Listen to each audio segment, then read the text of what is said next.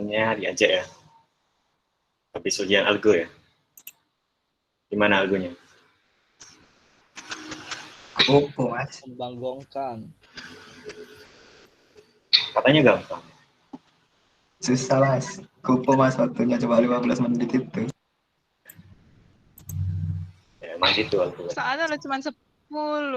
Susah dah. Kupu mbak. Panik gak? Cuma salah 9 kak, nggak cuma.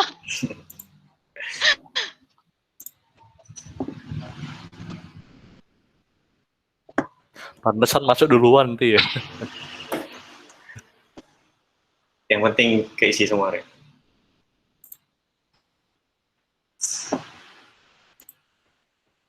Bisa ambil ini kok. RS Antara. Ya masih ada semester depan.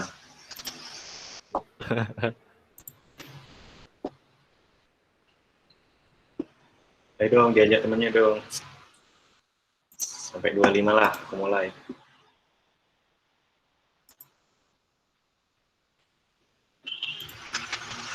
Oke, udah 25 ya. Mulai deh. Itu udah. Kampus. Tidak. Halo, selamat sore semuanya. Selamat sore juga. Sore Kak. Oke, jadi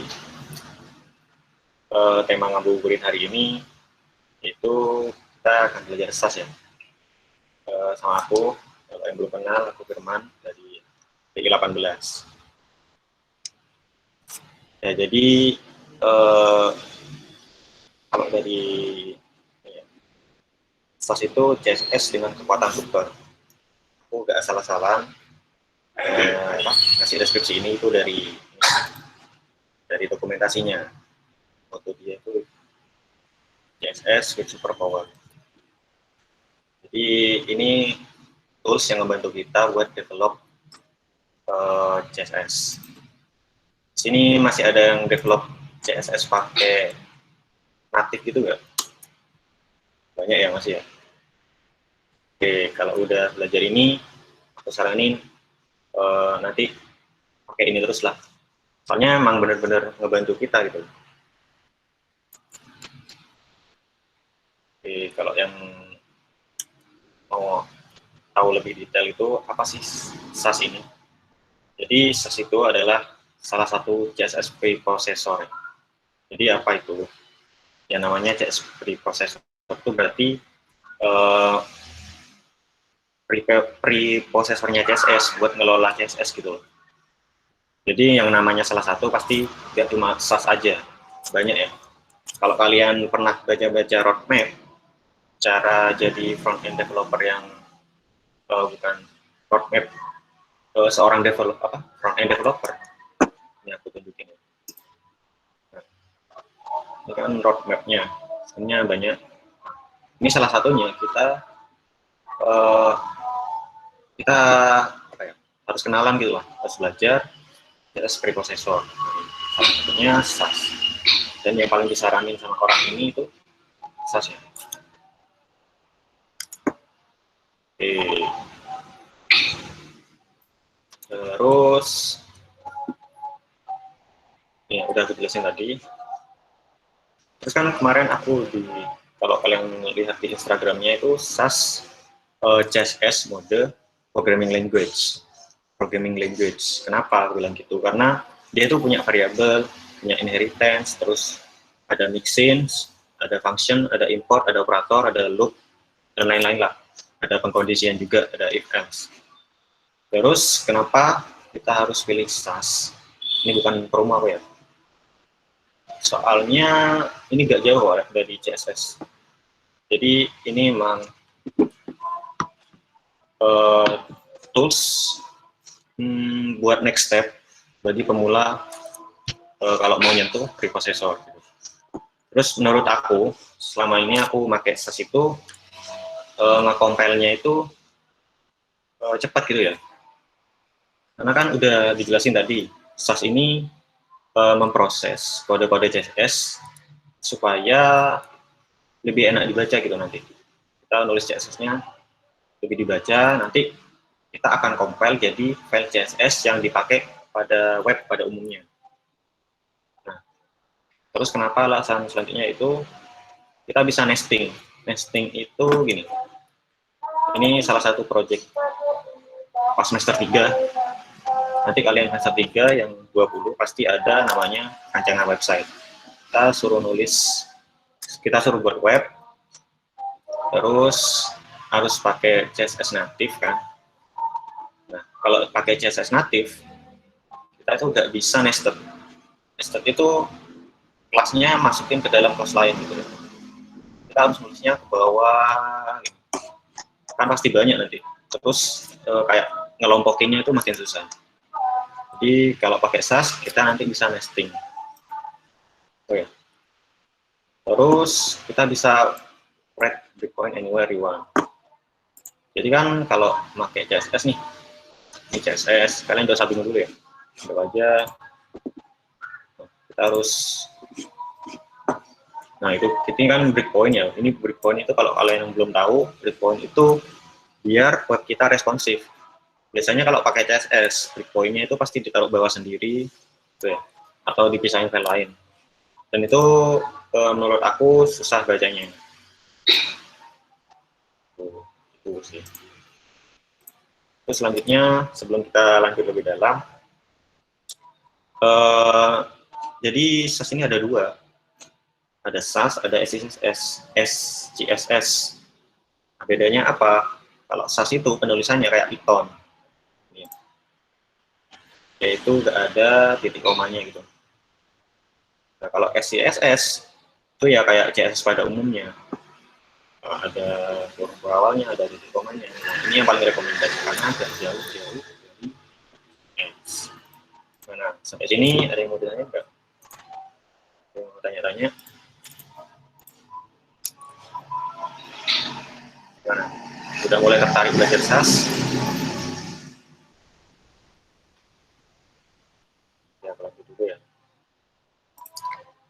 Coba deh, ada yang bisa bantu. Nah, kalau ada yang mau ditanyain langsung di chat atau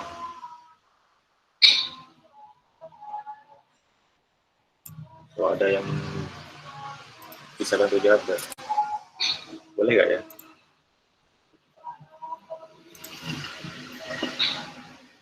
Kayaknya nggak boleh sih. Coba aslep yang lain. Kalau sosnya di-compile dulu ke CSS, Mas.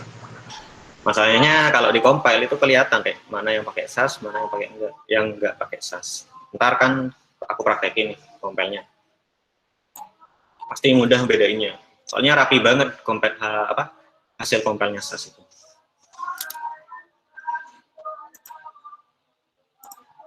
Oke, selanjutnya kita cari tahu nih sebelum masuk ke SAS-nya. Kita harus tahu permasalahan kita, kenapa sih kok harus pakai SAS. Kita harus tahu keluhannya selama kita pakai CSS. Mungkin yang udah pakai CSS bisa bantu aku, apa sih keluhannya? Ya, aku simpulin ada 3. Pertama itu nggak bisa nesting, udah aku jelasin tadi, nggak bisa nesting. Kita nulisnya ke bawah gitu ya. Bawah aja terus. Terus kita manual looping. Manual looping itu gini. Aku kasih sampel aja.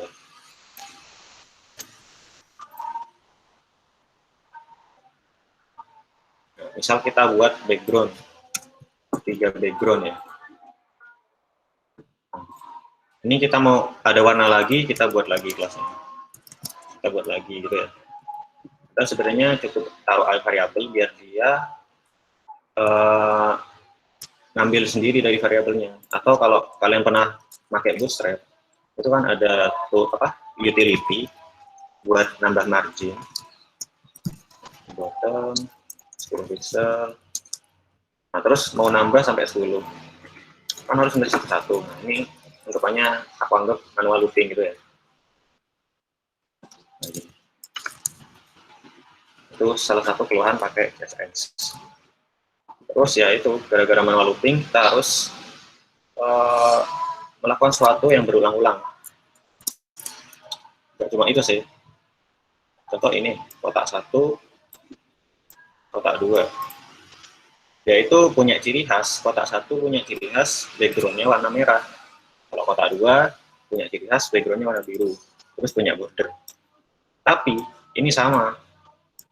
Kan harusnya ini bisa jadi satu kesatuan gitu. Terus kita turunin ke sini. Jadi ini ya salah satu kita melakukan menulis kode yang sama berulang-ulang. Harusnya bisa disatuin jadi ini, terus taruh ke sini. Itu bisa diatasin pakai SAS nanti. Oke, nah yang mau ditanya dulu.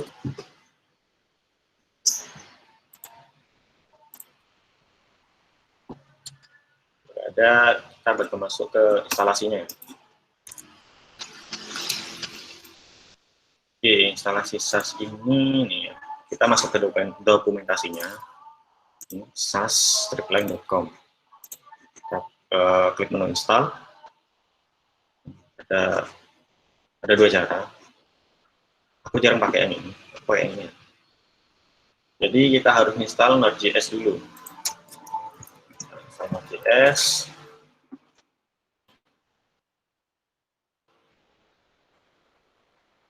Ini Node.js-nya. Aku nggak bakal concern ke tapi aku lebih concern ke kelebihan-kelebihan SAS-nya nanti. Jadi silakan kalau mau install kalian download Node.js dulu. Ini kan aku pakai Mac, ini langsung direkomendasi. Kalian langsung aja klik yang ini nanti kalau Windows. Kalau udah install Node.js itu pasti kalau kalian ngetik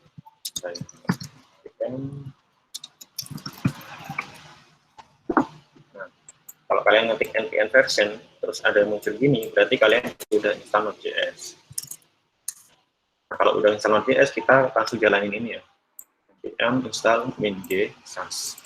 Jadi kita install SAS-nya secara global di komputer kita gitu. Jadi meskipun kalian di direktori C, D, itu masih bisa ngakses SAS-nya. Cara ngeceknya kalau udah install SAS itu gitu, SAS.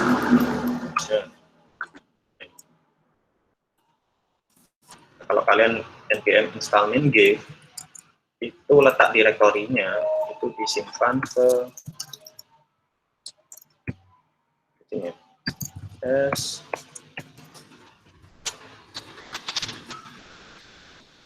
SAS-nya. Ini kalau pakai Linux atau Mac ya.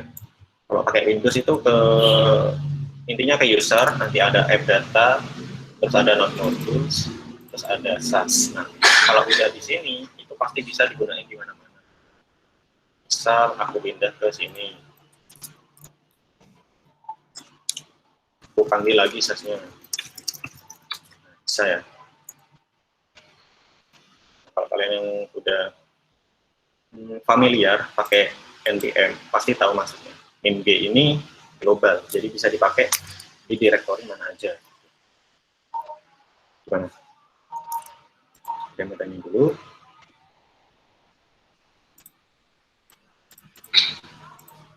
Ada konsol prosesnya.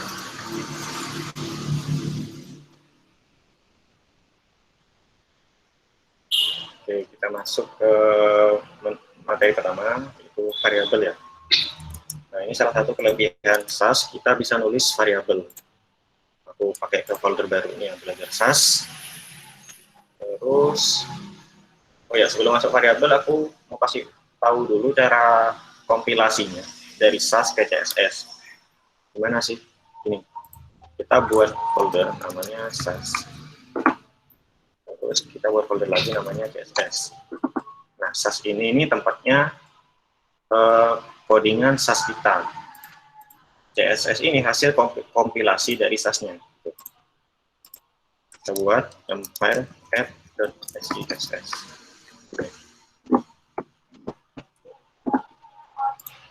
Terus kita testnya gini, kita buat kelas test color red. Cara compile-nya gimana? Bisa gini atau bisa gini ya. SAS Launch. Ini letak foldernya kan di sini ya. Di SAS update S. Kita masuk ke folder SAS s.xss. Kita titik 2. Titik 2 ini outputnya kemana? Kan ke sini. SS F ini. Kalau diginiin aja nggak bakal jalan. Kita taruh ke terminal.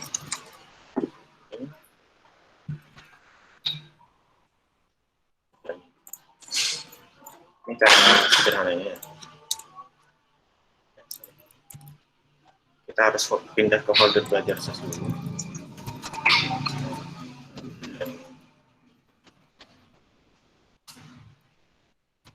Ini kalau udah hijau gini, berarti udah ada folder file baru di sini. Nah, ini hasil kompilasinya. Sama ya.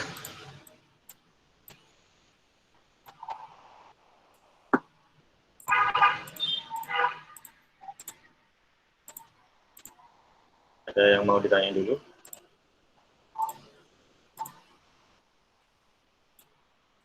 Nah, salah satu kelebihannya itu, misal gini nih, aku udah punya kelas banyak. Yang pertama, tes 2, color. Ini otomatis ngompel ya. Nah, ini kan nanti kalau gini, pasti size-nya agak besar. Nah, kita bisa kompres nih. Pakai, kita tulis ini dulu. Kita tulis ini. Kita jalani lagi. Kita lihat apa hasilnya kalau pakai. Nah, jadi sebaris gitu.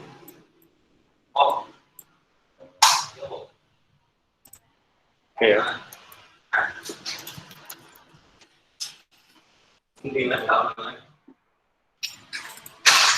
Ya, kita belajar variabel. Gunanya variabel, ada yang tahu nggak gunanya variabel? Kenapa kita harus naruh sesuatu ke variabel?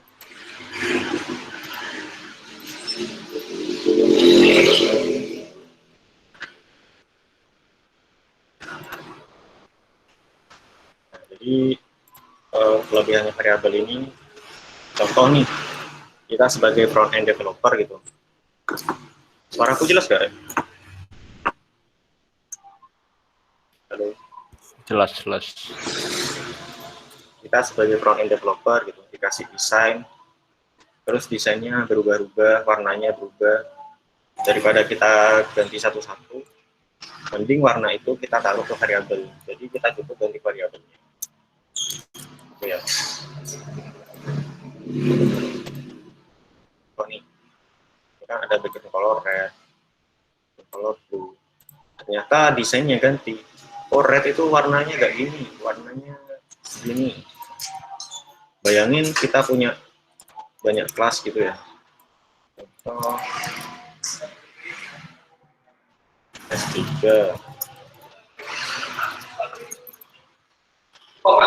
Orangnya mintanya refnya gak gini, gak segini. Ganti semuanya. Nah, ini harus diganti juga kan, agak kesusahan.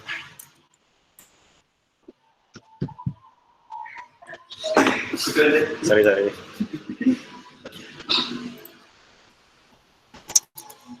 Agak kesusahan kan, kalau harus ganti ini semuanya. Ini harus ganti ini juga, samain. Pasti kesusahan. Nah, jadi makanya kita butuh variabel ya. Kita masukin ke variabel warnanya red. Nah, kalau buat variabel itu nggak pakai sama dengan ya, programming language kan kita harus pakai titik 2. Terus kita pakai sini.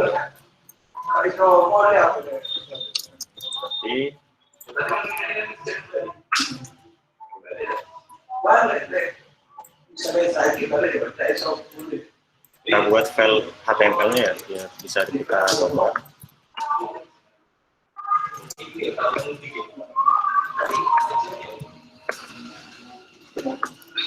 kita yang import ke HTML-nya itu bukan SAS-nya, tapi CSS-nya. Kalau kita coba pakai CSS-nya itu nggak bisa. Nah, ini nggak bisa, karena HTML itu bacanya yang CSS. Kita tes dulu, kita kasih.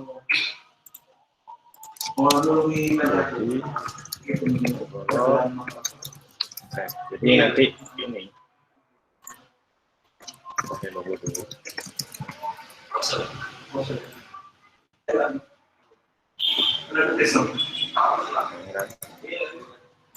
Nah ini gak jalan, padahal aku tadi udah ngasih tahu kalau bodinya bikin colornya red.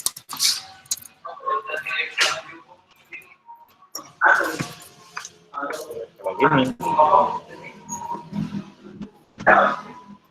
oh belum aku compile ya.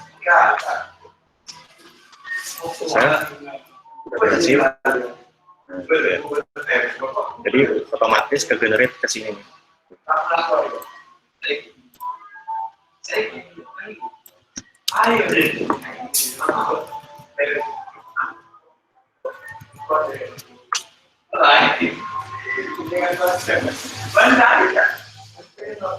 Sama ya, ini SAS-nya, ini hasil kompannya.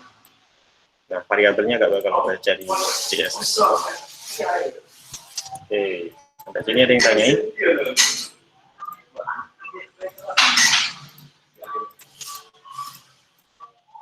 Ada ya?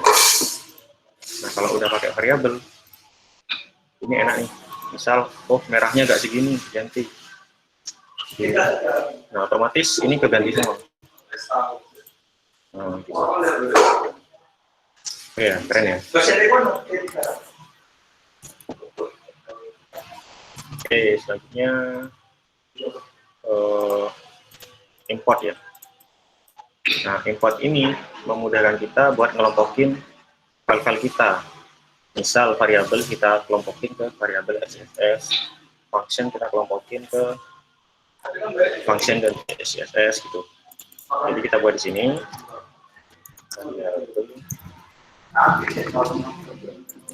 Kita taruh di sini. Terus kita import variabelnya. Import. Nah, referensinya cukup ini. Hasilnya sama aja.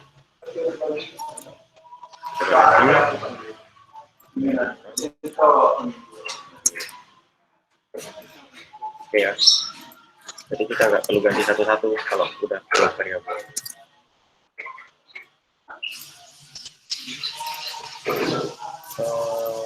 Nah, oh ya, kalau buat variabel itu tidak cuma satu cara gini ya. Kita bisa pakai array atau kayak di PHP itu array asosiatif. Jadi kan warna itu kita kelompokin dalam satu variabel namanya colors gitu semua. Terus buat array ini, misal warna red, blue, red.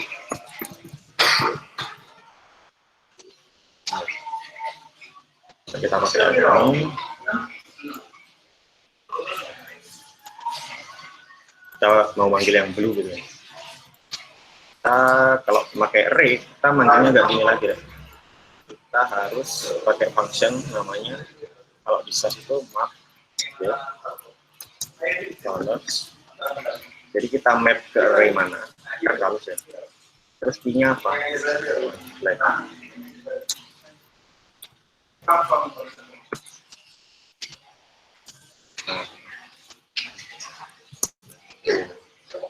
Nah, kalau udah gini, ini pasti kita gak ngakuin manualnya. Contoh kita buat button kayak bootstrap ya. Bootstrap.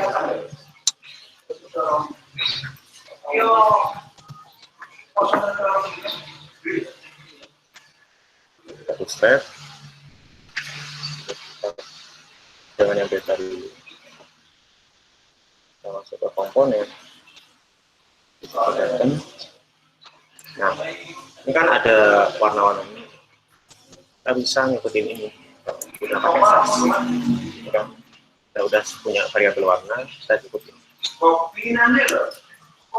kelasnya button ya. Terus ada propertinya. Contoh padding. Kanan kiri, atas bawah 14 pixel, kanan kiri 18 pixel. Terus kita looping deh. Cara nge-looping di SAS itu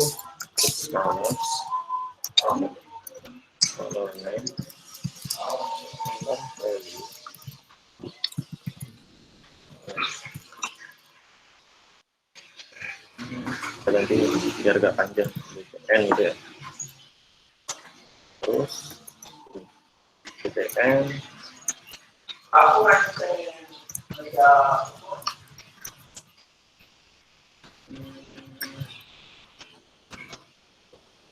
coba ya, kita hapus warna dari awal lagi, terus kita buat data BTN tadi nama variabelnya kan red ya.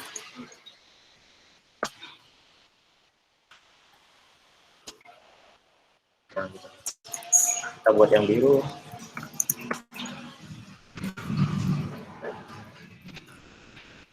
Ini warna-warnanya ngikutin yang ada di variabel. Misal yellow.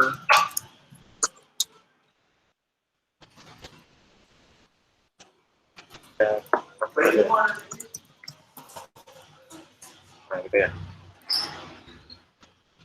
Keren kan? Sampai sini ada yang tanya enggak?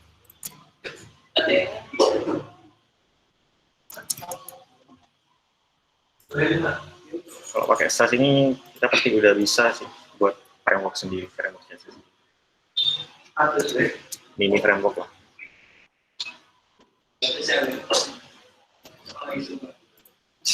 Misal,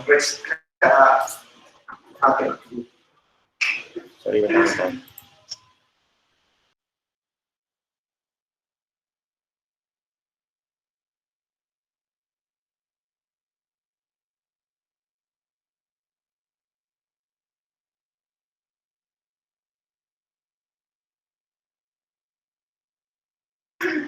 Sampai mana tadi? Sampai import ya. Oke. Gimana, ada yang ditanyain dulu nggak?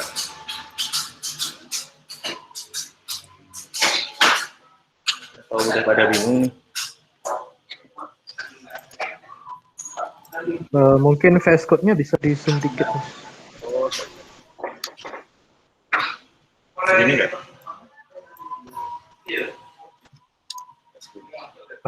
Nah, Kita kayak buat komponen kayak bootstrap. Terus di bootstrap kan ini, kayak ada utility gitu ya.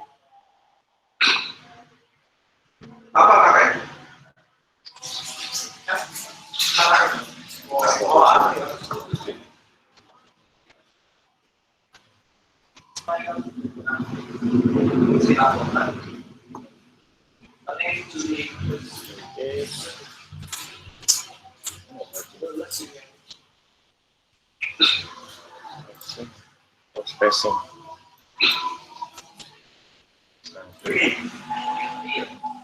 Kalau MT itu margin top. Tapi di bootstrap itu kan sampai 5. Misal kita pengen lebih banyak gitu, bisa sampai 10. Ya kita cukup pakai looping. Kita pakai looping for from 10. Ini terus kita buat MD bottom. Ini agak tricky ya, kita harus ini kali sama unit size-nya. Contoh kan pixel, misal ini 0, kita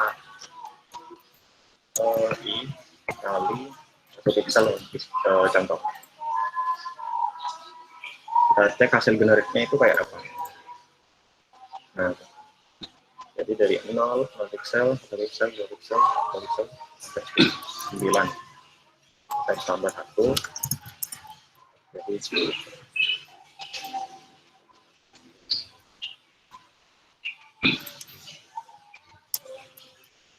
Terus buat responsifnya gimana? Kan kalau di Bootstrap kan bisa nyesuaiin tuh. Pas layar desktop ini 10, pas layar mobile itu 1 gitu misalnya. Dan kita harus buat variabel lagi di sini. Namanya breakpoints. Bisa di sini. Kalau Bootstrap kan dari SM. Lihat.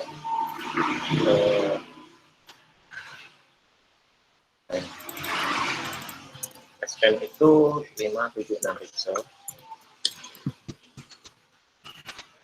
Terus MB itu 768 pixel. Terus MB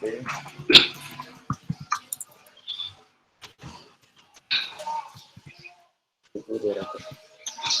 Sorry. 1200 pixel. Ini kita looping pakai for each. Jadi gini. Each breakpoint name. Ini key-nya. Key itu ini ya. Kita looping key dan value-nya.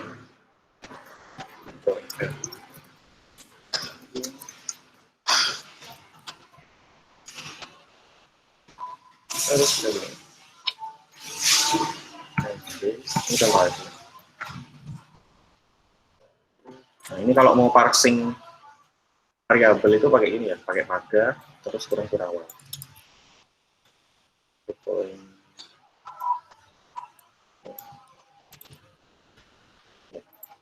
Kita cek hasilnya.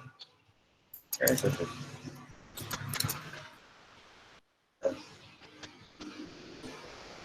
Ya. Tanya enggak? Kok diam-diam? Baik. Makin berkurang.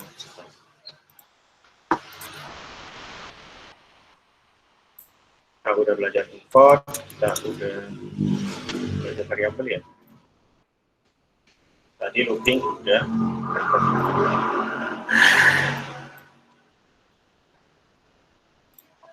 Nah, tadi kan salah satu kelebihannya kita bisa nulis breakpoint di mana aja. Misal nih, tadi aku pakai body ya buat ngetes color. Nah,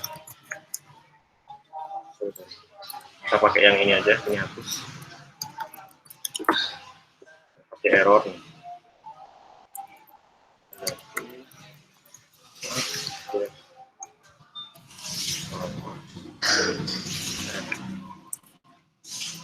Ada merah ya. Terus kita pengen pas mobile warnanya ganti gitu ya. Kita bisa pakai, harus buat function dulu. Ini aku langsung cobain buat function aja.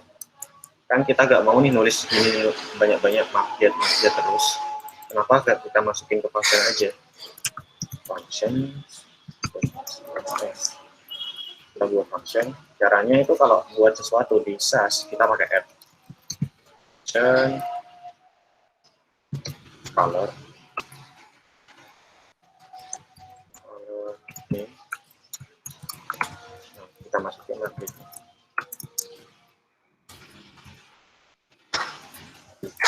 Kita return.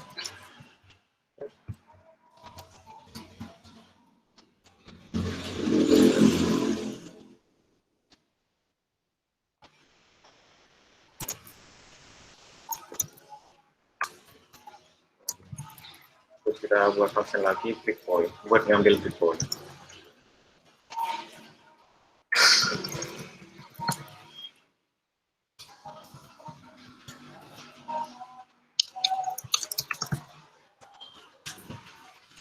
Jadi yang kita semuanya nulis ini kita import dulu ya biar nggak error.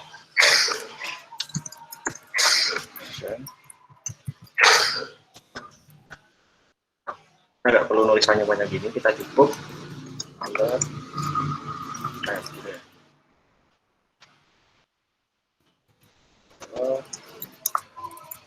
Enggak, sama aja. Terus kita pakai responsifin pas mobile ya, kita bisa pakai maksud breakpoint, kita panggil breakpoint yang mobile ini kan. Dan kalau udah mobile kita ganti warnanya ke biru. Oke kan?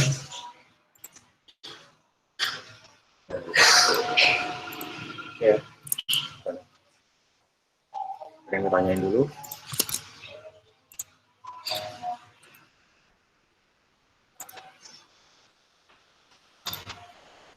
Tidak ada kah? Atau bingung? Mas. Ya. Untuk import filenya itu dia harus di file utama semua atau misalnya bisa di file yang manggil dia, kayak misalnya tadi kan variabelnya itu kan dipanggil di function. Itu apa bisa kalau variabel panggil di function, habis itu di file utamanya cuma panggil functionnya aja, kayak gitu bisa? Atau panggil semuanya aja di yang utama kayak gitu? Ya bisa. Tapi sebenarnya di SAS itu kita dikasih arahan gitu ya. Mana file untuk dipanggil, mana yang untuk compile. Kan yang kita compile yang app ya. Kita namanya itu nggak usah underscore. Nah, kalau yang underscore itu pasti kita import ke file lain. Loh. Mungkin maksudmu kan gini, function kita import di sini gitu ya. Ya nggak masalah sih. Cuma nanti bakal redundant ya. Kita kan udah import di sini jadiin satu, jadi kita nggak perlu import satu-satu. Kecuali kita mau pisah. Contoh ada file namanya admin.cs gitu ya. Nah, ini baru import lagi. Karena ini bakal kita compile ke file CSS yang lain. Gitu. Itu ya. Gimana? Udah menjawab?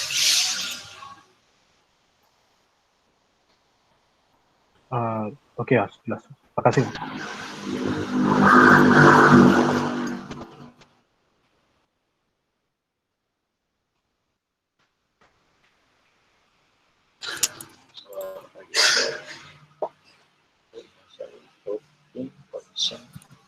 Nah, condition ini gini ya. Kita balikin kayak awal lagi, backgroundnya biarin warna putih. Nah, coba kalian lihat buttonnya ini. Kan ini di sini kalau merah ya masih kelihatan ya, teksnya hitam. Nah, hitam, teksnya hitam nggak bakal kelihatan. Jadi kita harus buatkan kondisian. Kalau button background colornya warna hitam, kita jangan warnain teks colornya warna hitam. Kita ganti ke putih. Kita harus pakai perkondisian sini. Kalau pakai teks jangan lupa kita pakai add if color name sama dengan black. Kita ganti text colornya itu white.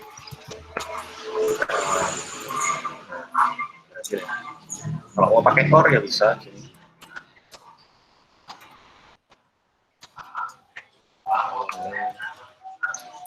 Blue. Jadi untuk biru dan hitam kita warnain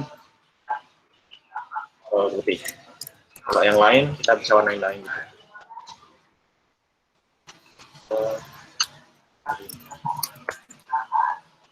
Warna hijau.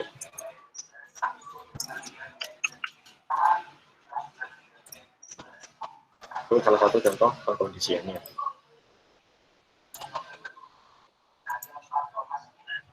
Nah, ini mixin dan extend. Sebenarnya ini nggak seberapa penting ya, cuma lebih meningkatkan performa CSS kita. Contoh tadi kan di problem CSS, ya, ini kotak 1 dan kotak 2 itu punya properti yang sama. Kenapa kita agak extend aja dari sini gitu? Itu kan nggak ada kalau di CSS. Kita bisa buat di sini. File namanya extend. kita taruh yang bakal di extend itu kita taruh ini. Nah, jadi kalau kita udah buat kelas namanya kotak 1, kita cukup extend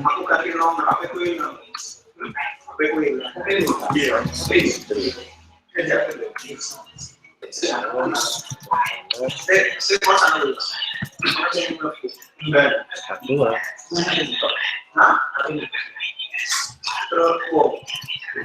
Kita kasih kue dulu ya setiap div.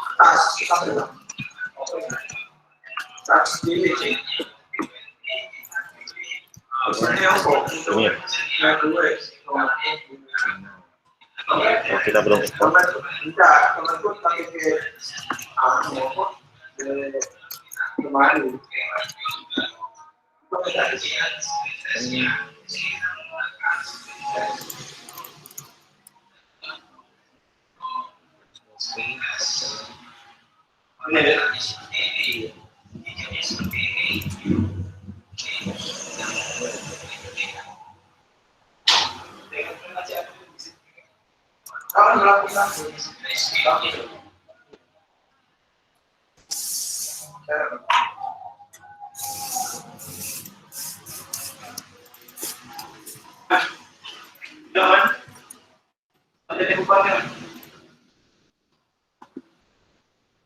Oh, benar-benar.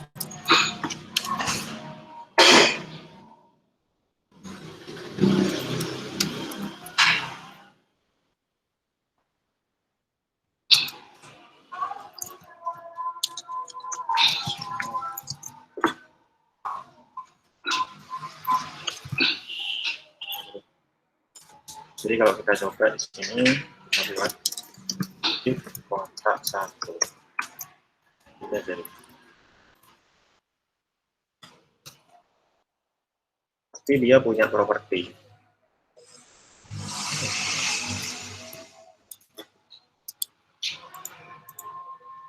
Tidak sampai. Sampai sini.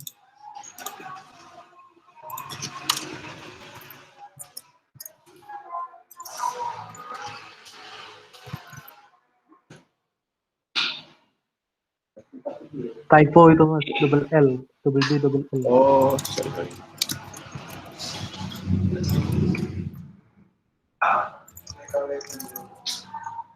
Oh ya, sorry. Nah, dia extend di sini.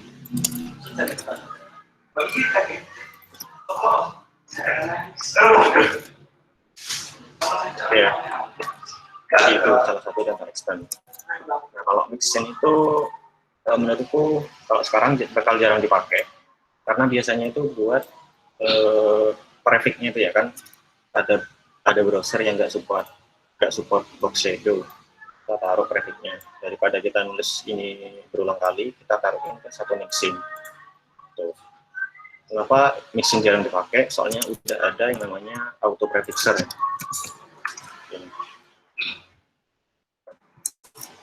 Kalau kalian kopas codingan kalian di sini, yuk, misalnya ini, kopas nih. Nah, ini otomatis dikasih prefix sama dia. Nah, ini udah ada pluginnya, namanya auto prefixer. Oke. Jadi untuk mesin itu bakal jarang dipakai. Nah, ini yang udah kita bahas tadi.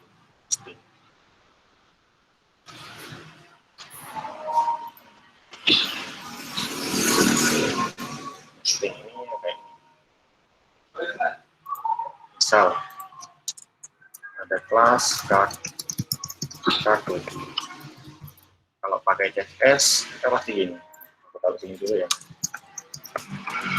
Start,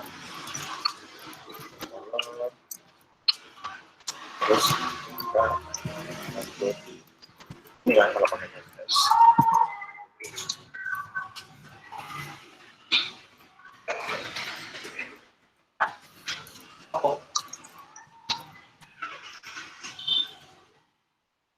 Ya,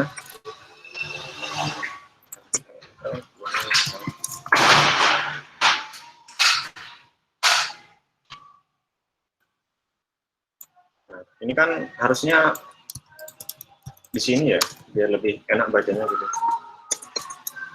Kalau pakai CSS nggak bisa, kita harus nulis ke bawahnya. Gitu. Atau kalian bisa gini kan. Nah, kalau pakai CSS baru kita bisa. Misal, taruh sini aja.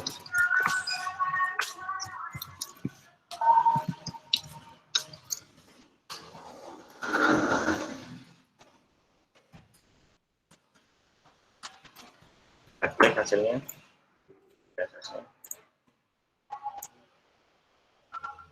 Nah, tuh, hasilnya sama kayak kita nulis CSS. Itu ya.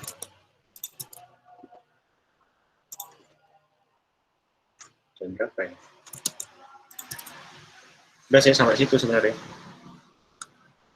Untuk fitur-fitur khususnya. Sebenarnya masih banyak sih. Kalau kalian lihat, kalau mau real project-nya itu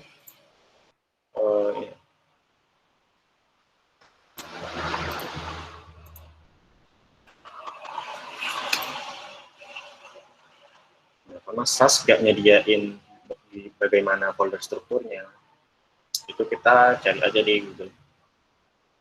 Folder struktur SAS, ada abstrak, kita taruh satu folder, kita compile ke main atau app. Ini ada abstrak untuk variabelnya, ada base untuk tipografi dan lain-lain. Ini komponen. Kalau kalian pakai Bootstrap kan ada komponennya tuh, ada button. Nah, di folder ini kita untuk override. Tuh kalian lihat sendiri tuh. Kalau ada underscore-nya itu buat diimport ke sini maksudnya. Oke, ada yang tanyain dulu nggak?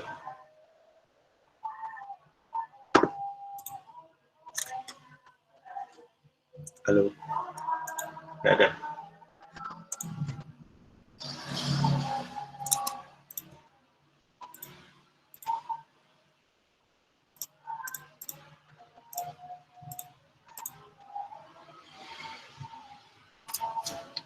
Kalau nggak ada, udah sih sampai itu aja.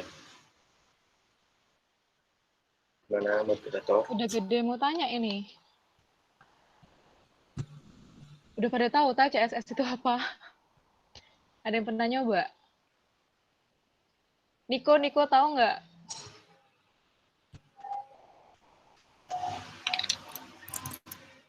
Ini kok ditinggal nih berarti. Oh, enggak ding.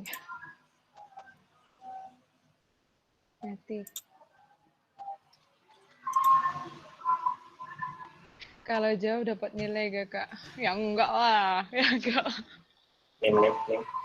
Menilai apa? Karena udah easy ujiannya. Sih easy. Ya udah deh. Kalau udah nggak ada yang mau tanya, berarti bisa diakhiri ya ini ya.